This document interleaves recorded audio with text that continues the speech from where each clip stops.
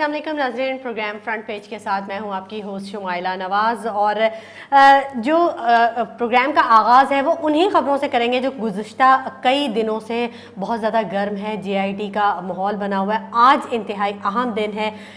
Report पेश की जाएगी सुप्रीम कोर्ट में JIT की तरफ से, और क्या सूरत हाल होगी ये तो आने वाला वक्त ही बताएगा। लेकिन बहरहाल जो इंतज़ार है वो सभी को है, आवाम को भी है, और जो माहिरीन हैं, तज्ज़ियाकार हैं, वो ये कहते हैं कि कुछ लोगों के लिए आज का दिन इंतहाई सख्त भी है, अहम भी है, और शायद उनका आगे आने वाले कुछ दिन तकलीफ़ दे भी हो जाएंगे। जो मेरे पास न्यूज़पेपर हैं उनकी हेडलाइंस मैं आपको बता दूं।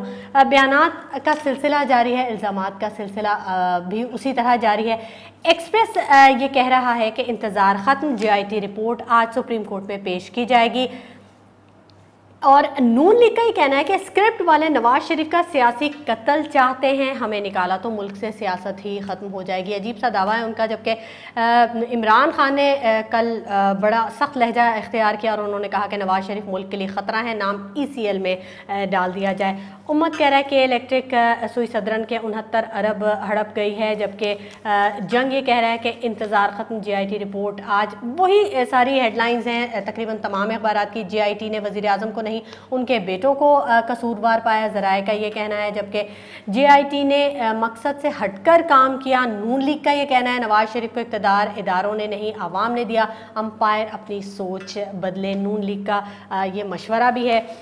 द न्यूज़ कह रहा है wait ends as JIT submits report today, people not institution gave Nawaz right to govern, PMLN का ये कहना है। जबकि PPP Saeed Ghani wins PS 114 seat. और JIT report what supreme court can do, what will it do. जबकि JIT doesn't find PM guilty but his sons. ये headlines थी the news की। डॉन कह रहा है JIT submit Panama probe report to supreme court today, PMLN rejection of JIT report to attend on Supreme Court, opposition का ये कहना है। और ट्रिब्यून कह रहा है war of words intensifies on eve of JIT report, await with bated breath. इंतहाई अहम खबरें हैं, लेकिन तकरीबन सबकी हेडलाइंस वही हैं जो कि आज की सूरत हाल है। और आज की सूरत हाल ख़ासी मखदूश भी हो सकती है, कशीदा भी हो सकती है, कुछ लोगों की उम्मीदें भी बढ़ाएंगी। हमारे साथ स्टूडियो में मेहमान मौजूद हैं मोहम्मद इब्राहिम अज़मी साहब। किसी तारुफ के मोहताज नहीं, आप लोग बहुत अच्छे तरीके से जानते हैं। सहाफ़ी हैं, कॉलम नवीस हैं, तज्ज़ियाकार हैं। उनसे बात कर लेते हैं। अस्सलाम वालेकुम अज़मी साहब, कैसे हैं सर आप? सहाफ़ी तो नहीं है, एडवोकेट है। सॉरी, एडवोकेट है, ठीक है। कैसे हैं आप? लेकिन आप तज्जिया देते देते मुझे लगता है सहाफ़त से बहुत ज़्यादा आपका कुर्बत है। बिल्कुल कुर्बत है, तो अब काफ़ी कुछ तो आप जानते ही हैं। बहरहाल ये मुझे बताइएगा कि जो ताज़ा तरीन सूरत हाल है आज के दिन के हवाले से आगाज़ कीजिए। क्या होने जा रहा है, क्या प्रेडिक्शंस हैं, क्या सिनेरियो क्रिएट होगा? बज़ाहिर तो कोई इतनी ख़ास बात नहीं है। अच्छा, ये रिपोर्ट पेश करेंगे, ठीक है, इसलिए कहेंगे 2 महीने पूरे हो गए। लेकिन ख़ास बात एक लिहाज से यूँ है कि एक जो काम था वो पाए तकमील को पहुँचा। जो सुप्रीम एक मरहला मुकम्मल हुआ। सुप्रीम सबसे पहले पिछले साल अप्रैल में तकरीबन 15-16 महीने हो गए, ये पानामा लीक्स का मामला आया, सुप्रीम कोर्ट में मामला गया। कुछ अरसे इनको चीफ जस्टिस अनवर ज़हीर जमाली साहब ने चलाया। फिर उन्होंने लगा कि ये मामला तो तूल पकड़ेगा, उनकी रिटायरमेंट करीब आ गई, वो चले गए। जस्टिस साकिब निसार साहब आए, वो खुद उस बेंच में नहीं रहे, उन्होंने 5 जजेस की बेंच बनाई। उसने तवील 5-6 महीने की कोशिशों के बाद और इसके बाद 2 महीने बाद उनका फ़ैसला आया। और उन्होंने कहा, 2 जजेस ने कहा कि प्राइम मिनिस्टर नवाज शरीफ जो हैं वो सादिक और अमीन नहीं रहे। सादिक और अमीन ये है कि जो आर्टिकल 62 है वो कौमी असम्बली के मेंबर की क्वालिफ़िकेशन को तय करता है, और आर्टिकल 63 डिसक्वालिफ़िकेशन को। अब क्वालिफ़िकेशन की जो आर्टिकल 62 है, इसका 1F है। F में कहा गया है कि सादिक और अमीन, ऑनेस्टी एंड अमीन। तो सादिक और अमीन भी किसी कौमी असम्बली के मेंबर के लिए होना ज़रूरी है। तो अगर किसी भी वजह से अगर सुप्रीम कोर्ट नवाज शरीफ को डिस्क्वालीफाई करती है तो वो प्राइम मिनिस्टर नवाज शरीफ को नहीं करेगी, वो MNA नवाज शरीफ को करेगी। एक बात ये जहन में रखनी चाहिए कि अच्छा, सुप्रीम कोर्ट को वज़ीर आज़म को हटाने का इख्तियार नहीं है। वज़ीर आज़म को हटाने का इख्तियार है कौमी असम्बली को, जिन्होंने उनको मुंतखब किया है। लेकिन अगर कौमी असम्बली का कोई मेंबर सादिक और अमीन नहीं है, ये कोई और मेयार पे पूरा नहीं उतरता जो आर्टिकल 62 में मेंशन है कि जिस तरह सुप्रीम कोर्ट ने जिनकी जाली डिग्री थी उनको भी कहा कि वो सादिक और अमीन नहीं है और उनको डिस्क्वालीफाई कर दिया। और ये बिल्कुल उसी तरह होने जा रहा है जिस तरह यूसुफ रज़ा गिलानी के साथ हुआ था। यूसुफ रज़ा गिलानी सुप्रीम कोर्ट में डिस्क्वालिफिकेशन में ये भी है कि किसी कौमी असम्बली के मेंबर ने अदलिया और अफवाज पाकिस्तान की तौहीन न की हो।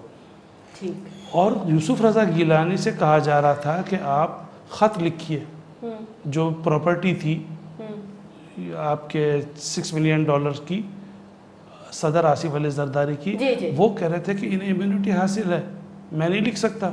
अदालत ने कहा कि ये हमारा हुक्म है। यूसुफ रज़ा गिलानी ने ये काम किया नहीं, वो गए और फिर अदालत ने उनको सज़ा दे दी। सज़ा दी बतौर मेंबर कौमी असम्बली। अब चूँकि वो कौमी असम्बली वज़ीर आज़म नहीं, जब वो कौमी असम्बली के मेंबर के तौर पे डिस्क्वालीफाई कर गए तो वो खुद ब खुद उनकी वज़ारत उज़्मा भी ख़त्म हो गई। ठीक है, ठीक है। ये बड़ा छोटा सा टेक्निकल एक नुक्ता है, आम तौर पर लोगों को नहीं पता होता। बिल्कुल बिल्कुल इसका इल्म नहीं होता और लोग यही कहते हैं कि मतलब वज़ीर आज़म नहीं रहेंगे ना, लेकिन जो प्रोसेस है वो आपने आज बड़ा अच्छा डिस्क्राइब किया और बहुत अच्छी बात है। इमरान खान का रवैया कैसे देखते हैं? इमरान खान के बारे में कुछ लोग ये कह रहे हैं कि जिस तरह से वो मियां नवाज शरीफ के सामने खड़े हैं, पहले भी बहुत ज़्यादा करप्शन हुई, बहुत बड़े बड़े केसेस सामने आए, लेकिन उन्होंने कभी उसको इतना हाईलाइट नहीं किया। तो क्या वजह क्या नज़र आ रही है? इमरान खान शुरू से करप्शन की बात कर रहे हैं, जब से वो आया ना, वो उनकी पार्टी का नाम भी तहरीक इंसाफ था कि अवाम तक इंसाफ पहुँचे। इंसाफ सिर्फ अदालतों में नहीं होता, ये माशी इंसाफ होता है, तालीमी इंसाफ होता है, बराबर के मौक़े मिलना भी एक इंसाफ है। तो चूँकि वो ये अब वो कोई पार्टी भी उन्होंने ज्वाइन नहीं की, मुशर्रफ ने उन्हें इख्तिदार की ऑफ़र की, नवाज शरीफ ने कुछ सीटें देने की कोशिश की 97 के इलेक्शन में, लेकिन उन्होंने नहीं माना। और वो वाहिद सियासतदान थे जो मुसलसल नवाज शरीफ पे और आसिफ जरदारी पे तनकीद करते रहे। कोई भी ऐसा सियासतदान नहीं है तो जो दोनों पे तनकीद करता रहा। कुछ सियासतदान अगर ऐसे हों भी कि जो नवाज शरीफ और आसिफ जरदारी पे तनकीद करते हों, या बेनज़ीर जब थी तो बेनज़ीर पे तनकीद करते हों, तो वो मौलाना फजल रहमान पे तनकीद नहीं करते थे। तो इन्होंने सारे लोगों को जिन पे भी करप्शन का इन्वॉल्वमेंट थी, ज़रा सा भी उन्होंने ऊँच नीच की थी, या जिनका मियार ज़िंदगी बुलंद हो रहा था और पता नहीं चल रहा था कि कहाँ से इतनी आमदनी आ रही है, आपके केस ज़राएँ। मौलाना फजल रहमान साहब से भी पूछा जा सकता है कि आप क्या करते हैं, आपकी क्या आमदनी के ज़राएँ, किस तरह आपका इतना स्टैंडर्ड ऑफ लिविंग ऊँचा है। आसिफ जरदारी से पूछा जा सकता है, मियाँ नवाज शरीफ से पूछा जा सकता है। तो इनके जो आमदनी के जो इनकी जो ज़िंदगी का जो लाइफ स्टाइल है वो उससे कहीं ज़्यादा ऊंचा है कि जितनी उनकी बज़ाहिर आमदनी है। इनके अगर टैक्स देखे जाएं तो ये 4-4, 5-5, 10-10 हज़ार रुपये टैक्स देते हैं। बिल्कुल। और वो टैक्स इतना कम देते हैं, आमदनी के कोई ज़रा बताते नहीं है। अच्छा, मसला ये हुआ कि ये जो दुनिया है ये बिल्कुल बदल चुकी है। जब नवाज शरीफ यहाँ 97 से 98 में हुकूमत करने के बाद जब परवेज़ मुशर्रफ आए और वो बाहर चले गए, तो वो पिछली सदी थी। इस सदी में 3 बड़ी तब्दीलियां आई हैं जिनका नवाज शरीफ को 2007 में जब वो यहाँ वापस आए तो उन्हें अंदाज़ा नहीं था। पहली बात तो टीवी चैनल्स आ गए। जब वो यहाँ से 99 में 2000 में जब कोई बात छुप नहीं सकती है अब कोई, हाँ ये मैं कह रहा हूँ, कोई बात छुपेगी नहीं। और जो बात आपने पहले कही होगी वो टीवी वाले दिखाएंगे कि भाई देखो पहले ये कह रहा था, अब ये पहले एक पीटीवी होता था। सोशल मीडिया बहुत एक्टिव हो चुका है। दूसरी बात सोशल मीडिया की आ गई कि अगर कोई चीज़ टीवी नहीं भी दे रहा, जैसे मुमताज़ कादरी की जो नमाज जनाजा के हवाले से थी वो टीवी चैनल्स ने नहीं दी, ठीक है, तो सोशल मीडिया पे आ गई। इसी तरह बहुत सारे मामलात हैं कि जो टीवी चैनल्स अपनी मजबूरी की वजह से या अपने मफादात की वजह से अगर नहीं भी देते तो वो सोशल मीडिया पे आए, ये अंदाज़ा नहीं था। और तीसरी चीज़ जो थी वो कंप्यूटर इतना ज़्यादा एडवांस हो गया है कि अब ये पेपरलेस वर्ल्ड हो जाएगी कुछ अरसे के बाद, कागज़ बिल्कुल ख़त्म हो जाएगा। तो इसमें ऐसा था कि पहले चीज़ें रखी होती थी लॉकर में, बैंक के डॉक्यूमेंट्स अब हैं। इतनी सी चिप में होंगी जी, अब इतनी सी हाँ, चिप में होंगी। अब अदालत के कोई मामलात हैं, अदालत की प्रोसीडिंग है, या बैंकों के कागजात हैं, या हुकूमत के कोई अहम वजारत खारिजा या दिफा के कोई कागजात हैं, तो वो छुपे हुए लॉकर में होते थे। 3-3 लोगों के पास तालियों कहीं अचानक आग लग जाती थी और रिकॉर्ड्स जल जाते हाँ, थे। वो तो इस तरह ये रिकॉर्ड रूम में होते थे, तो किसी की नज़रों में नहीं आते थे। अब कंप्यूटर पे आ गए, बड़े बड़े माहिर हैं वो, बड़े नौजवान हैं वो, उसको हैक कर लेते हैं, वो सारा रिकॉर्ड ले आते हैं। आप देखें, पहले विकीलीक्स में हुआ, विकीलीक्स पहले लीक हो गई। विकीलीक्स ये थी कि जब अमेरिकी हुकूमत के नुमाइंदे किसी से मिलते हैं तो उनका एक बंदा सारी चीज़ें पॉइंट नोट करता है कि हमारे आदमी ने क्या किया, उनके लोगों ने क्या किया। मौलाना फजलुर रहमान ने क्या किया, वज़ीर ख़ारिजा से मिल रहे थे, इमरान खान ने क्या किया, नवाज शरीफ ने क्या किया, वो उनके कंप्यूटर पे बात आ गई, कंप्यूटर से ये बात लीक हो गई। ठीक, वो विकीलीक्स थी और अब पानामा लीक्स। ठीक है आज़मी साहब, मजीद भी गुफ्तगू का सिलसिला जारी रहेगा, मजीद खबरों पर भी डिस्कस करेंगे, लेकिन वक्त हो गया एक छोटे से ब्रेक का। Stay with us.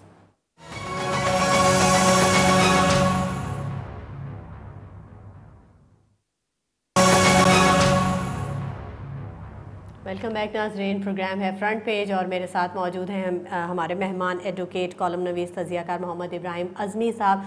गुफ्तगू के सिलसिले को हम आगे बढ़ाते हैं, बात कर रहे हैं हम आज रिपोर्ट पेश की जाएगी JIT की सुप्रीम कोर्ट में। अज़मी साहब, ये जो रिकॉर्ड टेम्परिंग का भी कुछ बातें सामने आई हैं, SECP की रिकॉर्ड टेम्परिंग पर भी गौर किया जाएगा, क्या सूरत हाल बनती देख रहे हो? ये FI ने रिपोर्ट दी 28 सफ़ों की कि हिजाजी साहब जो थे SECP के, उन्होंने रिकॉर्ड में टेम्परिंग की है। अब चूँकि जब से ये नवाज शरीफ का मामला तय हुआ है तो ये तकरीबन समझे कि 30-35 साल से हुकूमतों में है, हर जगह इनके लोग हैं। ये तो बहुत बड़ा जुर्म है अज़मी साहब, रिकॉर्ड टेम्परिंग करना। एक मामला जब अदालत में है और आप किसी को फ़ायदा पहुंचा रहे हो, किसी को नुकसान पहुंचा रहे हो, तो ये तो वाकई टेम्परिंग बहुत बड़ा जुर्म है ये, कि आप किसी को फ़ायदा पहुंचा रहे हो, किसी को नुकसान पहुंचा रहे हो। इस तरह तो आप ये नोट और करेंसी भी छाप दोगे, कोई कागजात भी छाप दोगे, पूरे मुल्क की मीशत का बेड़ा गर्क हो जाएगा। और ये बड़े लोगों की तरफ से, अपने से बड़े लोगों को फ़ायदा पहुंचाने के लिए किया गया है। तो इसमें जो है वो अब देखें, FI ने रिपोर्ट दी है सुप्रीम कोर्ट को, 28 सफ़ात की रिपोर्ट है, और इन्होंने कहा यह गया है कि इनके ख़िलाफ़ मुकदमा कायम होना चाहिए। तो इनके ख़िलाफ़ जब मुकदमा कायम होगा तो जब देखा जाएगा। लेकिन अफसोस की बात यह कि ये वो लोग होते हैं जो एक बड़े आला ओहदे पर पहुँचते हैं, बड़े ज़िम्मेदार लोग होते हैं, इंतहाई माशरे के काबिल लोग, पढ़े लिखे लोग, समझदार लोग होते हैं, और इस मकाम पे होते हैं कि शायद इनके बच्चों की शादियाँ भी हो चुकी हों और इनके पोते पोतियाँ भी हों। मतलब इतनी एज होती है, इतना मकाम होता है, सारी ज़िंदगी कतरा कतरा इन्होंने एक इज़्ज़त जमा की होती है, और एक हाथ लगता है, एक किसी का पाँव लगता है, ज़रा सी बेहतरी होती है, और सारी इज़्ज़त जो है वो जो कतरा कतरा जमा की होती है। अब ज़फ़र हिजाजी साहब हैं SECP के, बॉल टेम्परिंग के इल्ज़ाम में गिरफ्तार होंगे, पकड़े जाएंगे, इल्ज़ाम लगेगा। अब इनके जो अगर बच्चे भी होंगे तो लोग उन पर तंज करेंगे, यार आपके वालिद साहब पकड़े गए, खैरियत तो है। पोतों से कहेंगे कि अच्छा यार सुना है तुम्हारा दादा पकड़ा गया। उस आदमी की पूरी इज्जत दाव पे लग जाती है, पूरी नस्ल जो होती है वो मुंह छुपाती फिरती। अगर वो समझते हैं, अगर वो गिल्ट होते हैं, या अगर वो उनमें थोड़ी सी समझ बूझ होती, वरना कुछ तो लोग ऐसे होते हैं कि वो चोरी और सीना जोरी के नाम पे अगर हम पाकिस्तान की तारीख देखें तो जस्टिस मोहल्लेद इंतहाई काबिल आदमी थे। अंग्रेज़ों के दौर में मुसलमानों के लिए जब मौक़े कम थे वो जज बने। आप गुलाम मोहम्मद को देखें, वो एक माहिर माशियात थे। लियाकत अली ख़ान जब अंग्रेज़ों के आखिरी दौर में 46 में जब काबीना में वज़ीर ख़जाना थे तो उन्होंने बड़ी मदद की थी बजट बनाने में। याया ख़ान को आप देखें, वो कम अज़ कम ब्रिगेडियर और मेजर जनरल तक तो मेरिट की बुनियाद पे आए। ठीक है, बाद में उन्हें लेफ्टिनेंट जनरल बनाया गया या आर्मी चीफ बनाया गया। मुमकिन है किसी की सिफारिश हो, तो वो काबिल आदमी थे याया खान। पूरा जो इस्लामाबाद का जो प्रोजेक्ट था वो, और देखे उनकी इज्जत दाव पे लग गई। कोई शक नहीं है उनकी काबिलियत पे, लेकिन क्या कहा जा सकता है कि काम कुछ ऐसे हो गए। बहरहाल इब्राहिम साहब, हमारे साथ एक कॉलर मौजूद है, उनसे भी बात कर लेते हैं, वो कुछ पूछना चाह रहे हैं आपसे। जी अस्सलाम वालेकुम। वालेकुम सलाम जी, कैसे बाजी, आप ठीक ठाक हैं? जी अल्हम्दुलिल्लाह, फरमाइएगा क्या कहना चाहेंगे आप? जी मैं यही बोलना चाहता हूँ जी कि जब पंजाब में कोई वाक़या होता है तो नवाज शरीफ साहब बहुत जल्दी पहुँच जाते हैं और 20-20 लाख रुपए ऐलान कर, लेकिन जब पख्तूनख्वा और कबाली इलाकों में कुछ होता है तो बिल्कुल नजर भी नहीं आते। पता नहीं ये हमारा पख्तूनख्वा जो है पाकिस्तान का हिस्सा नहीं है, हमें पाकिस्तानी नहीं समझते। आप इस बारे में कुछ बात कीजिए। आप तो सिर्फ नवाज शरीफ के बारे में तो बात कर रहे हैं, लेकिन हमारे सूबे के बारे में या हमारे जो मसाइल है आपने तो कभी, खास करके जो उर्दू मीडिया है बिल्कुल सिर्फ पंजाब के बारे में बात करते हैं, बिल्कुल पख्तूनख्वा को नजरअंदाज कर दिया है, फाटा को ना, उनके कुछ नहीं कह सकते। आप इसके बारे में कुछ बात करें प्लीज। ठीक है, बहुत शुक्रिया कॉल करने के लिए। शायद आपने वो प्रोग्राम्स नहीं देखे जब हम खैबर पख्तूनख्वा के बारे में भी बात करते हैं। मतलब हम तो पूरे पाकिस्तान के बारे में बात करते हैं, हम तो मौसम के बारे में भी बात करते हैं, यहाँ पे सेहत, तालीम, हर चीज़, सिंध के बारे में बात करते हैं, हर सूबे के बारे में बात करते हैं, और जितनी भी खराबियाँ जहाँ पर भी होती हैं हम उसके बारे में बात करते हैं, उसको हाईलाइट करते हैं। हुकूमत के हवाले से कह रहे हैं कि हुकूमत हाँ, बिल्कुल बिल्कुल। पंजाब में अहमदपुर शर्किया का वाक़या हुआ तो 20 लाख का ऐलान किया, और दूसरे मकामात पे 5 लाख या 10 लाख या 3 लाख, पारा चनार के हवाले से भी इतना ज़्यादा ऐलान नहीं था। तो ये जमहूरी अंदाज से हुकूमत नहीं चला रहे, शाहाना अंदाज में चलाते हैं। इनका अंदाज देख लें कि कभी शहबाज शरीफ कह रहे थे कि 6 महीने में बिजली आएगी, दूसरी जगह कह रहे थे कि 1 साल में आएगी, 1.5 साल में आएगी, 3 साल में आएगी। पीपल्स पार्टी ने इलेक्शन के दौरान इनकी चारों क्लिप जो थी वो उनको जमा किया और एक साथ वो इश्तेहारात की शक्ल में दे रहे थे।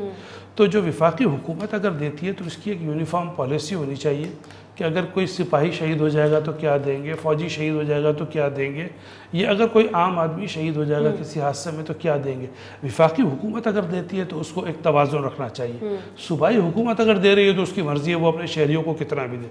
अगर यही ऐलान 20 लाख रुपए का पंजाब हुकूमत ने किया होता और वो अपने बजट से अपने शहरियों को, पंजाब के लोगों को देती तो खैबर पख्तूनख्वा के लोगों को एतराज़ न होता। ठीक है, ये ऐलान हुआ है विफाकी हुकूमत की तरफ से, नवाज शरीफ की तरफ बिल्कुल से। सही। तो इस तरह यूनिफॉर्म पॉलिसी होनी चाहिए। ठीक है, सबको एक नज़र से देखना चाहिए, सारे सूबे बिल्कुल। शिकायत वहाँ पे इनसिक्योर होना लोगों का, ये बिल्कुल दुरुस्त है इनकी भी बात। लेकिन जो बात उन्होंने हमारे हवाले से, मीडिया के हवाले से बात की कि आप लोग बात नहीं करते, मैं उसको उन्हें क्लेरिफाई कर रही थी। अच्छा, सब चीज़ें अपनी जगह। नून लीग ये कह रहे हैं कि JIT ने मकसद से ही हटकर काम किया। वही जो एक अंदाज़ है इल्ज़ामात का, इल्ज़ाम दर इल्ज़ाम, कोई ये नहीं कहता कि हमने गलती की है, वो ये कहेगा हमने तो ये गलती की है, आपने हमसे ज़्यादा बड़ी गलती की है। अब देखिए, किसी के भी खिलाफ फैसला होता है तो वो नहीं मानता।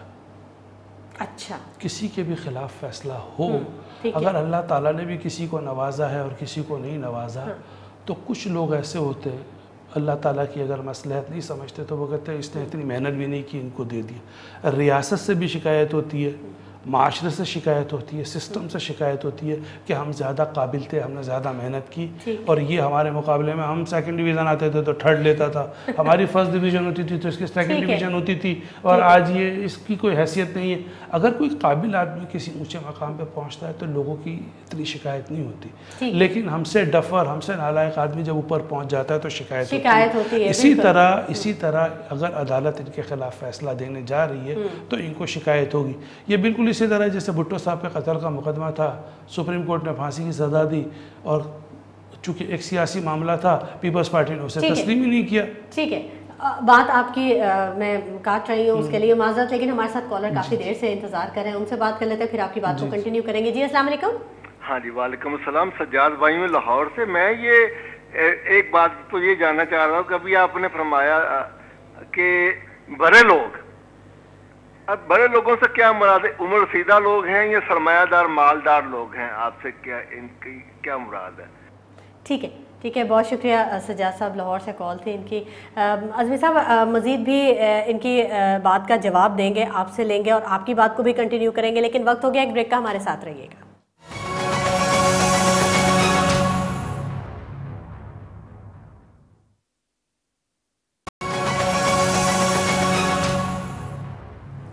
प्रोग्राम में एक मरतबा फिर खुशामदीद नाज़रीन। फ्रंट पेज प्रोग्राम है और इब्राहिम अज़मी साहब हमारे स्टूडियोज़ में मौजूद हैं। बात कर रहे हैं हम आज JIT का जो रिपोर्ट पेश होने वाली है सुप्रीम कोर्ट में।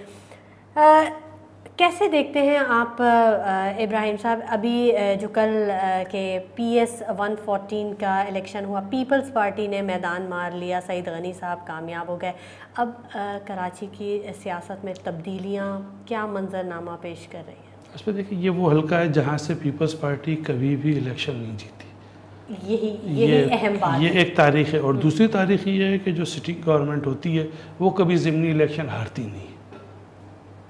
बड़ी मुश्किल से एक आध किसी हलके में पंजाब में मुस्लिम लीग हार गई हो, या एक दो हलकों में खैबर पख्तूनख्वा में तहरीक इंसाफ हार गई हो, एक्सेप्शनल केस हैं, वरना कभी भी जो सिटिंग गवर्नमेंट होती है वो इलेक्शन जीत जाती है। अब मुमकिन है कि ये फेयर तरीके से भी जीते हों, इनका मुकाबला रहा MQM से। अब MQM भी उनके अगर 15-20 वोट होते थे तो इसको वो 40-50 कर लेते थे ठप्पे लगा के, तो मुमकिन है कि इस दफ़ा इनको मौका ना मिला हो।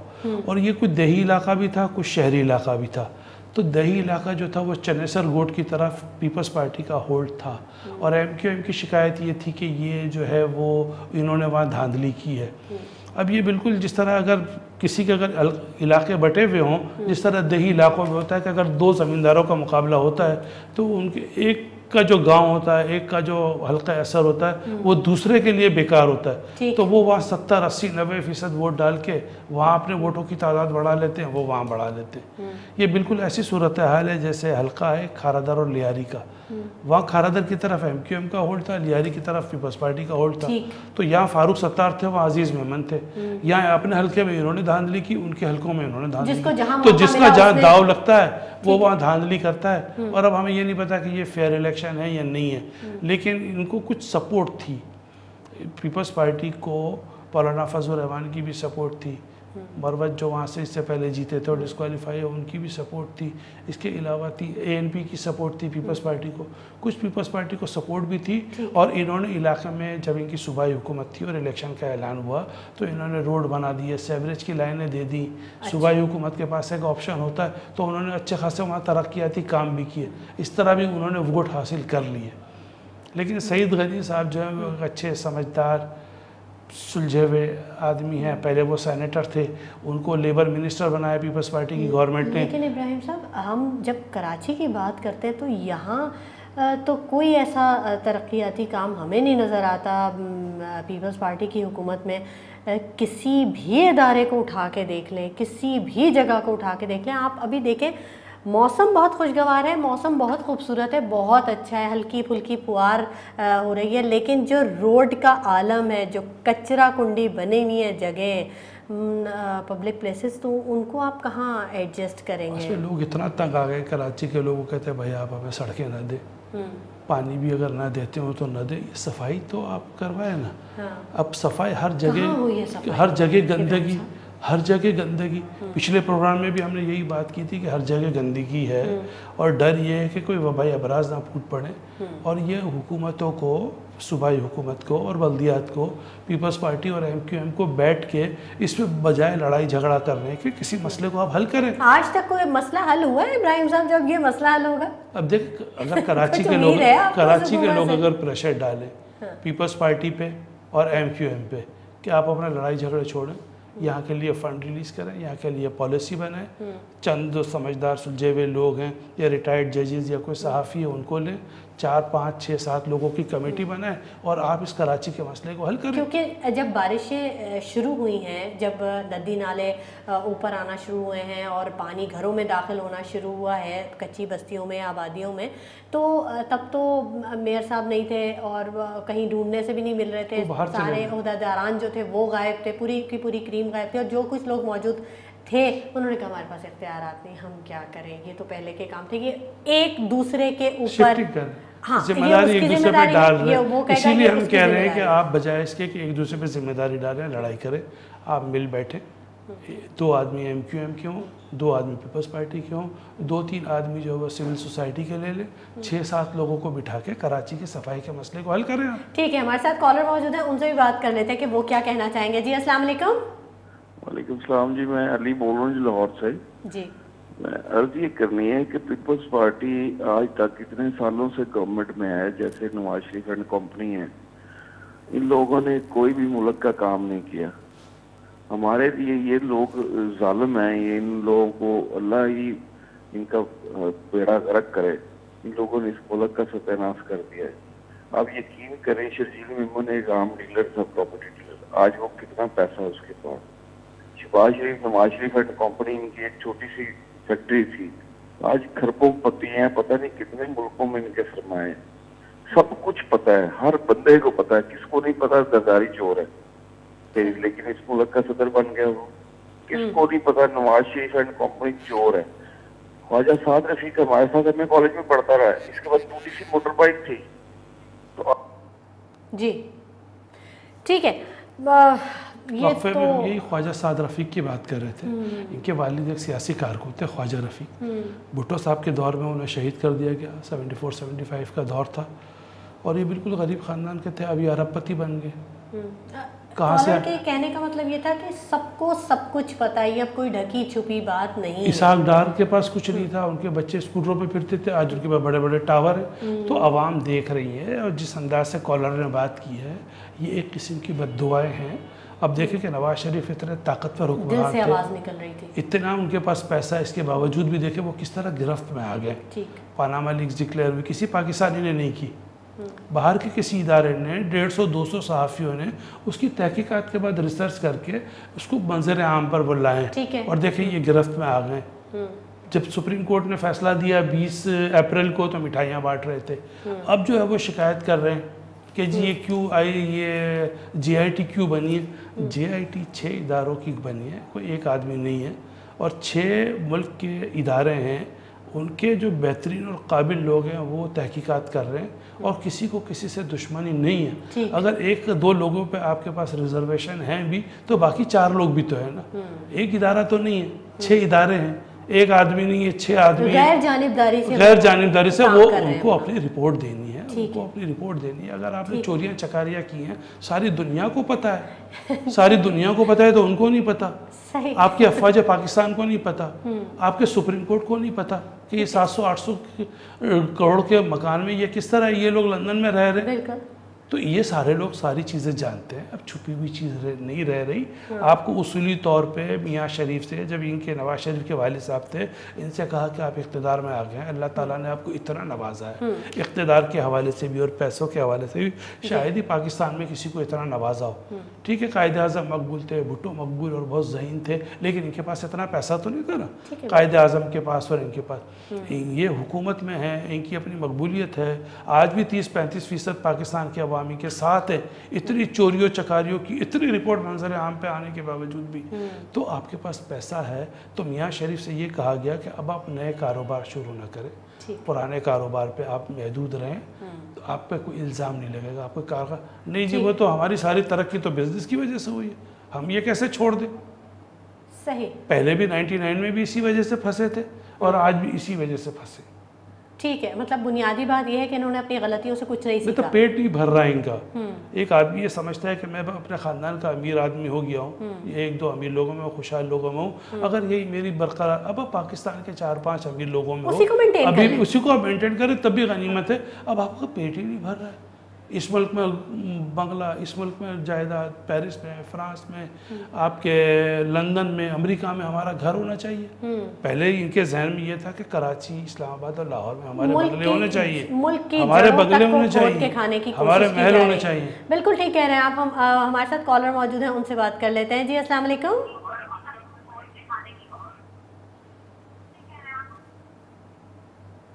जी, अगर आप अपने टीवी का वॉल्यूम कम कर लें तो आप मेरी आवाज़ सुन सकेंगे। जी हेलो, अस्सलाम वालेकुम। वालेकुम अस्सलाम। जी मोहम्मद शकील मैम, रावलपिंडी से बात कर रहा हूँ। जी मैम, ये जो हम बात कर रहे हैं, अभी भाई साहब ने बात की है, जो फलां लूट के ले गया, ये फलां लूट के ले गया। मतलब बात यह है कि हम लोग खुद गलत है ना, हम लोग खुद इन्हें आगे लेके आ रहे हैं। हम दूसरे को कैसे कह सकते हैं कि ये गलत है या वो गलत है।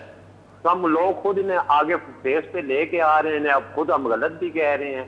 तो बशर्ते हम खुद गलत है ना, ये तो नहीं गलत हुए ना।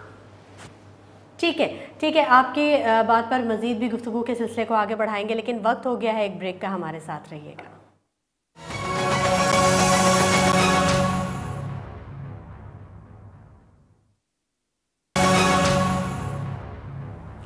प्रोग्राम में एक बार फिर खुशामदीद नाजरीन, और इब्राहिम आज़मी साहब से गुफ्तगू के सिलसिले को आगे बढ़ाते हैं। ब्रेक पर जाने से पहले हमारे साथ कॉलर मौजूद थे, उन्होंने कुछ बात की थी। उन्होंने कहा था कि ये जो मुंतखब नुमाइंदे, उन्हें वोट तो हम देते हैं, तो बुरे तो हम हुए। तो उनकी बात बिल्कुल सही है कि हम उन्हें वोट देते हैं। और अभी उनकी बात से पहले हमने कहा था कि आज भी 30-35% लोग नवाज शरीफ के हामी हैं। इतनी ज़्यादा करप्शन की दास्तान मंजर आम पे आने के बावजूद भी और पिछले प्रोग्राम में भी हमने कहा था कि नवाज शरीफ का एक भी हामी हमने नहीं देखा कि इस प्रोपेगेंडे के बाद वो नवाज शरीफ से दूर हुआ। ये उसने नवाज शरीफ की हिमायत छोड़ दी, यानी बॉन्डिंग इतनी जबरदस्त इनकी है। अब वो ये नहीं कहते, अपने पिछले प्रोग्राम में कहते वो ये नहीं कहते कि नवाज शरीफ ईमानदार हैं, ये आसिफ जरदारी ईमानदार है, ये लोग नहीं कहते। ये कहते कौन चोर नहीं है, सब चोर है। एग्जैक्टली यही बात ये सवाल आता है कि देखें सब चोर हों तो हों, लेकिन वजीर आजम को चोर नहीं होना चाहिए। वजीर आजम अगर चोर होगा तो फिर चोरों को कौन पकड़ेगा? बिल्कुल बिल्कुल। आप कभी भी ये कौमी असम्बली की कार्रवाई देखें, जब इनमें इल्ज़ामात का सिलसिला शुरू होता है एक दूसरे के ऊपर, जब ये डिबेट कर रहे होते हैं, तो जैसे ही ये कहते हैं कि इसने ये काम किया या इसने इतनी करप्शन की या इसने ये काम गलत कर दिया, तो वो फौरन उठ के वो कहता है कि तुमने भी तो ये काम गलत किया था। वो ये नहीं मतलब वो ये नहीं कहता कि हाँ मैंने किया नहीं है, किया, मैंने नहीं किया, या ये मैंने नहीं किया, ये नहीं कहते, ये नहीं कहते। वो फौरन इशारा कर देते हैं कि नहीं जी आपने इससे बड़ा गलत काम किया था, तब हमने तो कुछ नहीं कहा था, तो अब आप क्यों चीज़। अच्छा, जैसे एक अपनी लिमिट क्रॉस करता है पीपल्स पार्टी और ये मुस्लिम लीग में, तो दूसरा कहता है हमारे पास भी आपकी फाइलें हैं, हमारे पास भी आपका कच्चा चक्का हमें सब रखा हुआ है, आप लिमिट को क्रॉस ना करें। वो ये नहीं कहते। अच्छा, ये जब सिलसिला इनकी जब ये आदत हो गई एक दूसरे को, और जब इमरान ने इन पे इल्ज़ाम लगाना शुरू किया तो इन्होंने भी इमरान पे इल्ज़ाम लगाए। तो इमरान ने कहा कि भाई आपकी हुकूमत है, मैं गलत हूँ तो मुझे पकड़ो। ठीक है, जहांगीर तरीन अगर गलत है तो आप उसको पकड़ो, आप इल्ज़ाम क्यों लगा रहे हो?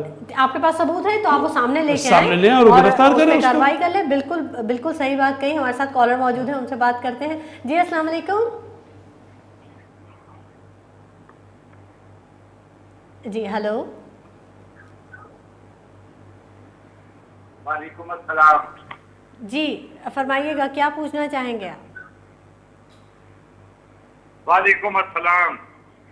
आप अपने टीवी का वॉल्यूम अगर कम कर लें तो मेरी आवाज़ दुरुस्त तौर पर आप भी सुन लेंगे और आपकी आवाज़ हम तक भी पहुंच जाएगी।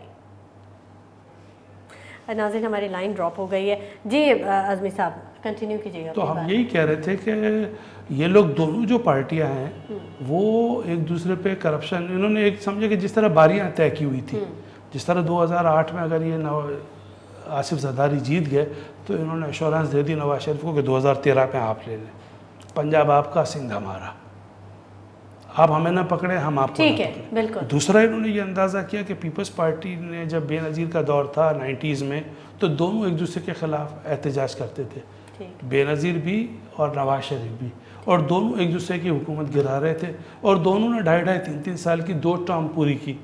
तो आसिफ जरदारी और नवाज शरीफ ने सोचा कि बजाय इसके कि हम 2.5 साल की 2 टर्म पूरी करें और एक दूसरे की टांगे खींचें और एक दूसरे को इख्तिदार से हटाएं, 5 साल आप पूरे करो, 5 साल मुझे पूरे करो, बारी लगा दें, 5 साल आप लूटो, 5 साल हम लूट रहे। मतलब अजीब सी सिचुएशन है। बहरहाल ये तो अब कुछ ही वक्त रह गया है। ज़ाहिर है JIT जब रिपोर्ट अपनी जमा कराएगी और सुप्रीम कोर्ट का फैसला भी सामने आ जाएगा, ये जो सूरत हाल बनेगी वो सबके सामने आ ही जाएगी। कहने वाले और तज्ज़ियाकार और आप सबकी बातें, माहिरीन की बातें कितनी दुरुस्त हैं, कितनी क्या होने जा रहा है, ये अभी थोड़ी देर में पता चल जाएगा। हमारे साथ कॉलर मौजूद है, उनसे बात कर लेते हैं। जी अस्सलाम वालेकुम। अस्सलाम वालेकुम जी। वालेकुम अस्सलाम। जी आपका ये प्रोग्राम देख रहे हैं जी, तो जैसे आप कह रहे हैं कि मियां नवाज शरीफ इस मुल्क के वज़ीर आज़म हैं, उतनी देर उस पर कोई इल्ज़ाम लगाना वो गलत बात है, जितनी देर कोई सबूत साबित ना हो जाए।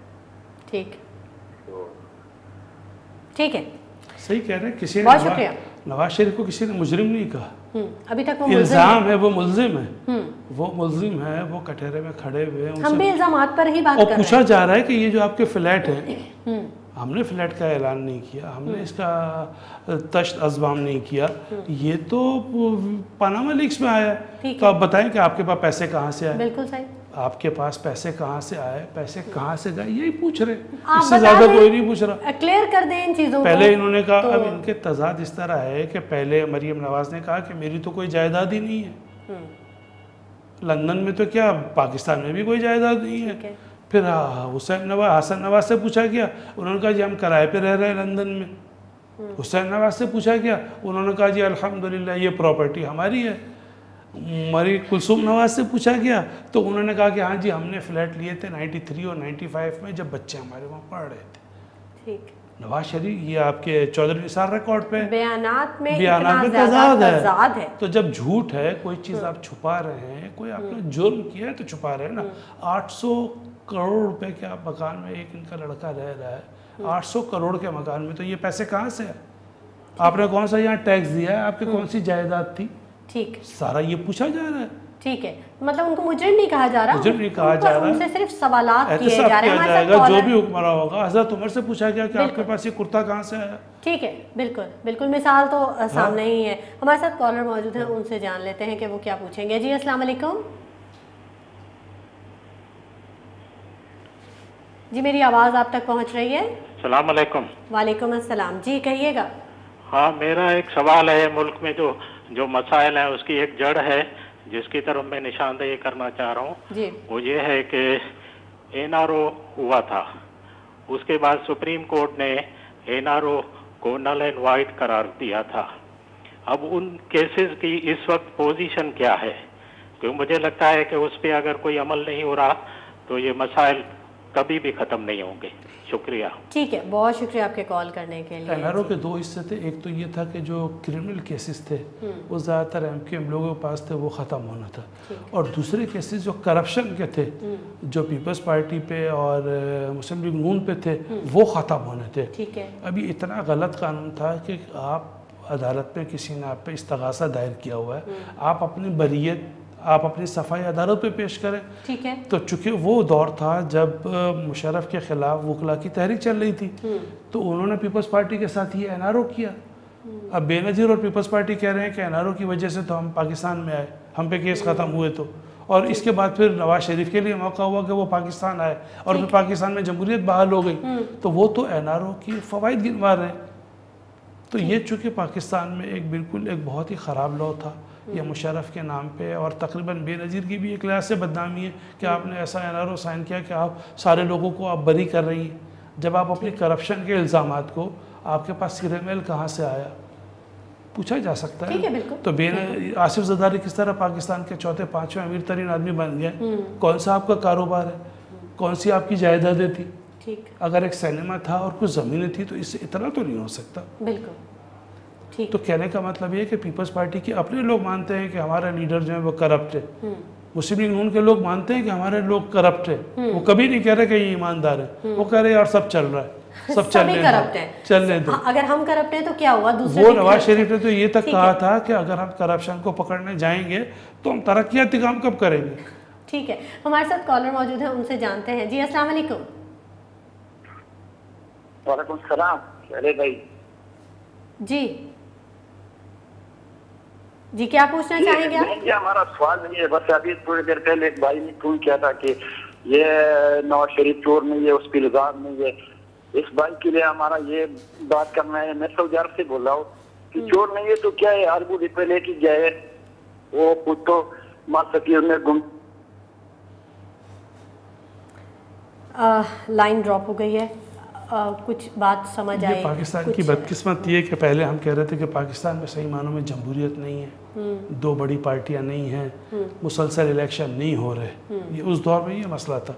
उस दौर में हमारे जो लीडर थे वो करप्ट नहीं थे। भुट्टो साहब, ज़ियाउल हक, मोहम्मद खान जुनेजो, गुलाम इसाक खान, ये ईमानदार लोग थे, करप्ट नहीं थे। लेकिन इनमें कुछ लोग मुंतखब नहीं थे, दो सियासी पार्टियां नहीं थी, पाकिस्तान में मुसलसल इलेक्शन नहीं हो रहे थे। ये उतना नुकसानदेह नहीं था जो नहीं था जितना नुकसान थे। अब पाकिस्तान में मुसलसल इलेक्शन हो रहे हैं, दो तीन सियासी पार्टियां हैं, अवाम के अंदर शऊर आ चुका है, मीडिया हर चीज़ खबर पहुंचा रहा है, तो अब ये करप्शन का मसला हमारे सामने आके खड़ा हो गया। अगर ये लीडर ईमानदार होते, आसिफ जरदारी और नवाज शरीफ बेईमान न होते, तो पाकिस्तान बहुत आगे निकल जाता। इन्हीं की हुकूमत रहती, कोई इनको पूछता भी नहीं। अगर आप अवाम की दर्द महसूस करते, अगर आप ईमानदार होते, तो ठीक है, छोटे मोटे मसाइल होते, कुछ हद तक आप पे तनकीद होती, लेकिन करप्शन से आप इस तरह मुल्क का बेड़ा गर्क तो न करते। आप देखें कि चाइना तरक्की कर गया, बांग्लादेश आगे जा रहा है, इंडिया तरक्की कर रहा है, मलेशिया, कोरिया कब के आगे निकल चुके हैं। आप देखें कि सिंगापुर ने तरक्की कर ली और हम पीछे रह गए। बिल्कुल, और यही सारी बुनियाद है क्योंकि हम अभी तक अपने अंदरूनी मसाइल हल नहीं कर सके। यही वजह है कि जो हमारे पड़ोसी ममालिक हैं उनसे जो हम ताल्लुकात कायम करें। आप देखें कि अभी फिर बॉर्डर लाइन पर LOC पर कुछ ना कुछ प्रॉब्लम हर दूसरे दिन होती है। उसके बाद फिर एक इल्ज़ामात का सिलसिला शुरू हो जाता है, जवाबी हमले होते हैं इल्ज़ामात के भी और वैसे भी। मतलब हम अभी तक उस सिनेरियो से नहीं निकल पाए कि जब तक हम अपने आप को ठीक करें तो हम बाहर की दुनिया से क्या रवाबित कायम करेंगे।